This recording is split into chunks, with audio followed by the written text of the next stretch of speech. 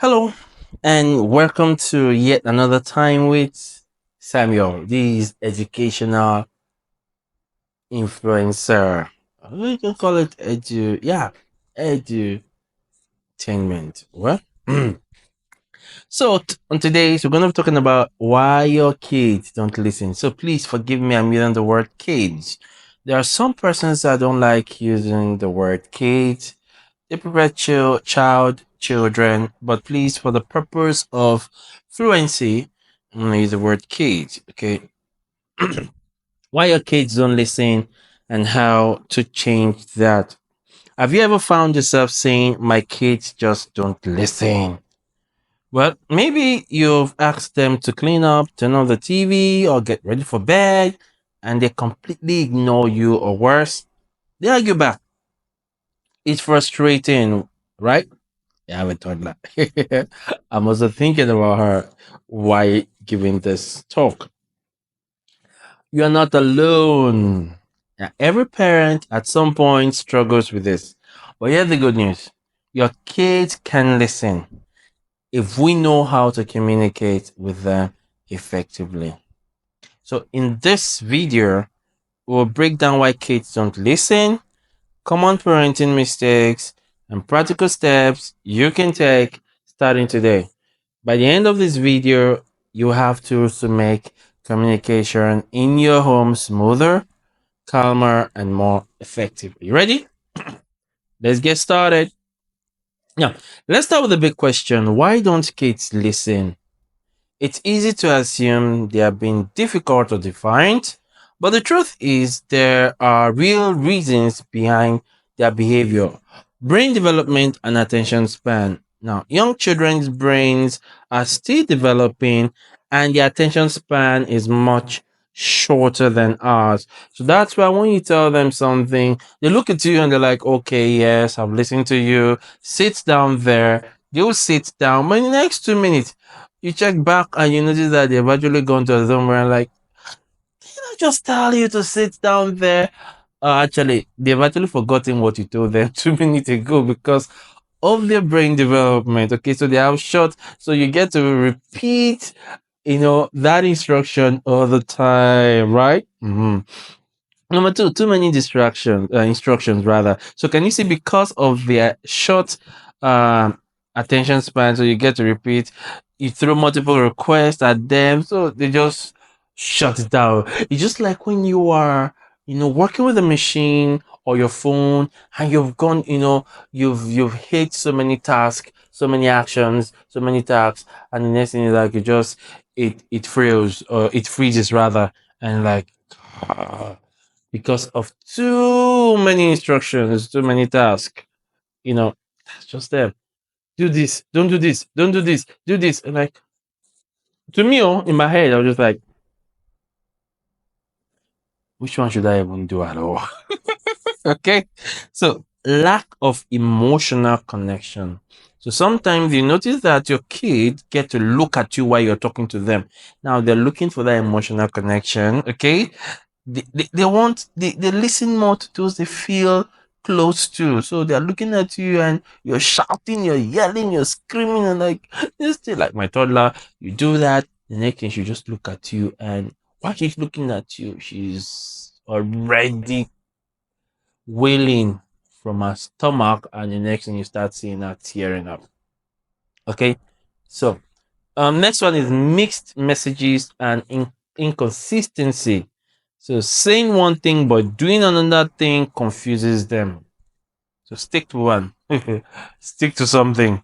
Now, their need for independence. Now, kids naturally want some control over their word, so they push back when they feel bossed around. So what do we do? The answer actually lies in understanding our role in the communication process. So sometimes, without realizing it, we contribute to the listening problem. Now, here's how: talking at instead of with kids, at them instead of talking with them. Now, if it feels like a lecture, kids tune out. Okay, remember the previous one I said bossing them, some of them just wanted a little bit of independency. Okay, so if you feel like you're the taskmaster giving lectures, so you just tune out. Now, raising your voice all the time. So when you yell, yelling might actually get temporary results, but it damages trust over time because at the end of the day, it's not just yelling after you shout, after you yell, you just find a place to sit. Yeah, some of them have actually told me, my dad would just yell. Don't worry, after yelling, he would rest. Okay, so they actually get used to it, and giving unclear instructions, saying saying to someone or a child, behave yourself, is vague. So what does that actually mean to a child, behave yourself, when you've not actually communicate what behaving yourself means, right? And next one is not following through on consequences. So inconsistency makes kids think they can ignore you without real consequences. I'm not going to be the one to tell you. Maybe later on in if you've subscribed to this page, subscribe to this YouTube platform, because this is what we're going to be doing on this YouTube platform. So every week we're going to be talking about parenting, teaching for those that have subscribed. So just check it out. You notice that I talk about education, teaching children, parenting, health. Okay, so maybe someday I'll talk about consequences or discipline on children. So please note, I am not all Sierra, okay? So I'm just based on experiences, being in the education field industry, and counseling parents. So it's a box top of experiences and knowledge, um, solutions I've profiled based on the problems, real life problems I've been able to hear, and that's where all of this is coming from. Now, the key in this aspect, this slide, is awareness. So if we recognize these patterns, we can begin to change them. So let's talk more, explore how kids process communication. Now, did you know that more than 70% of communication is non-verbal? For those, I have been a speech therapy and also a communication expert, and I have learned more about non-verbal communication and verbal communication, of course. So this statistic is actually true. So non-verbal communication takes about 70%. Okay, so kids pick up on how we say things, not just what we say, how, not what we say. So um emotional safety first. Now, kids listen best when they feel safe and connected. Um, they have short attention span. I've talked about it. So keep it short. Just keep it short. So you don't talk for long. You don't give rules for long. You don't tell them what they need to do for long. Make it short.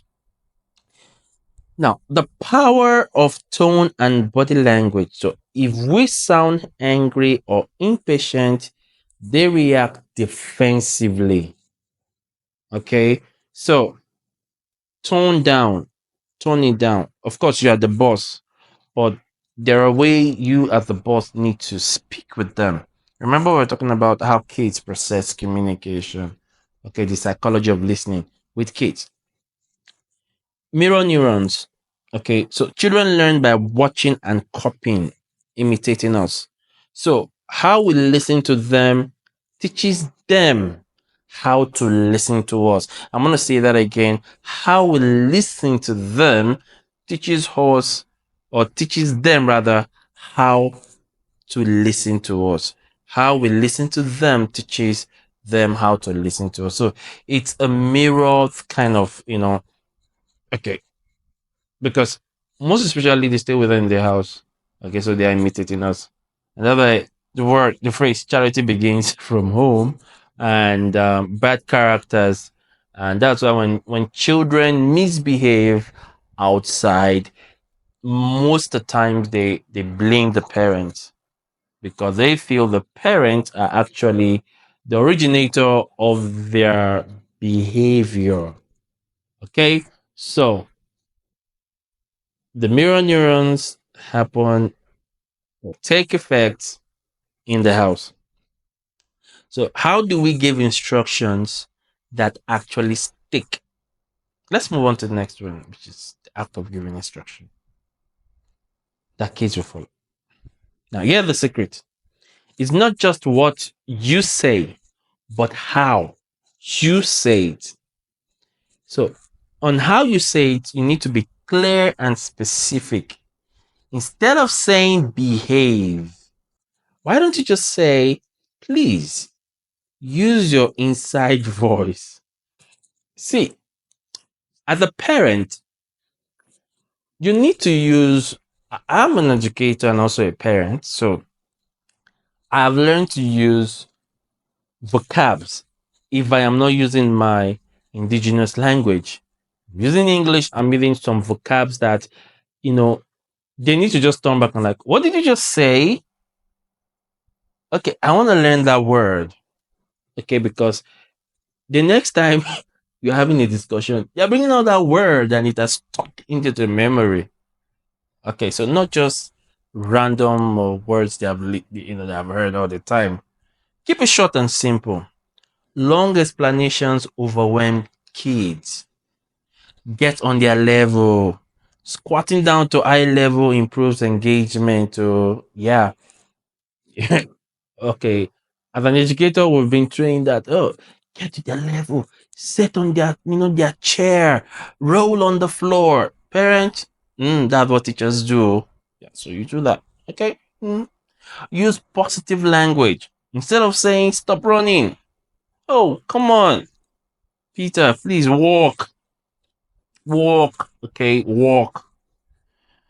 And use what we call the first then technique. The first then technique, which means first brush your teeth, then we can read a story. First do this, then we will do this. Some parenting coach will call it the art of negotiation. Well, that's to them, but I say the first slash then techniques. Now, when we change how we speak, kids change how they respond. The power of connection. Now, think about someone you truly respect. When they speak, you listen, right? The same applies to kids. Kids listen to those they feel close to. Trust is built through active listening. Or you can use the 5:1 rule, which is for every correction, aim for 5 positive interaction. For every correction, aim for 5 positive interaction. Empathy matters. So when kids feel understood, they are more likely to cooperate because connection should come before correction. Must come before correction. Always come before correction. Boundaries aren't about control, they're about guidance. So that is how you can teach them. Should be rules versus power struggles. Rules teach. Okay, we'll look at rules versus the power struggle because many parents are actually in power struggles with their children. So that's why it's always violent. It's always violent. You know, there are some things I don't want to say here, but there are some things I do, but just coming to say. Okay, so let it be rules. Okay, rules teach. Uh, fight, damage, power struggles, damage relationship. Consistency is key. Follow through builds respect. Choices within limit. Do you want to do your homework before or after dinner? That's a question. Okay, let it be before dinner. Okay, so we're interacting, communicating.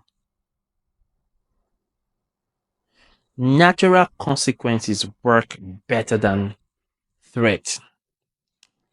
Maybe in subsequent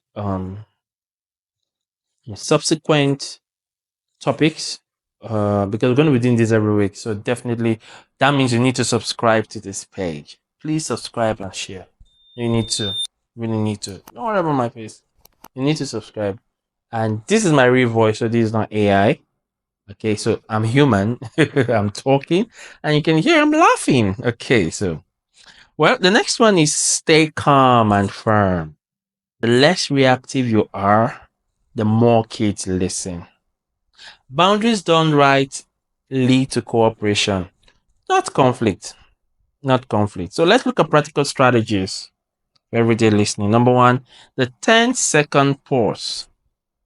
Silence is powerful. Kids process better when we pause. Kids process better when we pause. That's the 10-second pause.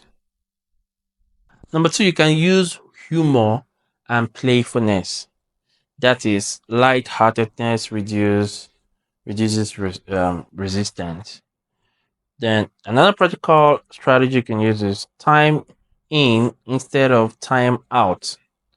Time in instead of time out. That means connection before discipline leads to better results. So remember in the other previous slide, we talked about connection before correction.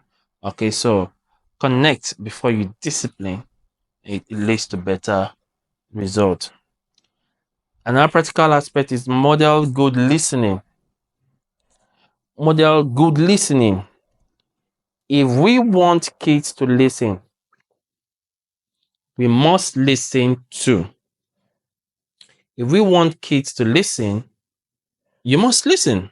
Remember, in the previous slide, I talked about, said the way we listen is actually a mirror to the way they learn how to listen. Okay. So the last practical example I'm going to be giving, there are many. It's daily special time. 10 minutes of undivided attention can transform relationship. Of course, some of you do that to your spouse or your next party, your boyfriend, girlfriend. Okay, so give 10 minutes, sometimes more. So we've covered a lot today. Listening issues aren't just about kids, it's about how we communicate with them. So here's my challenge for you. Pick one strategy and try it today.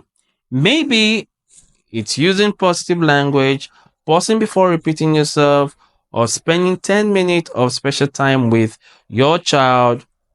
Remember, small changes create big results.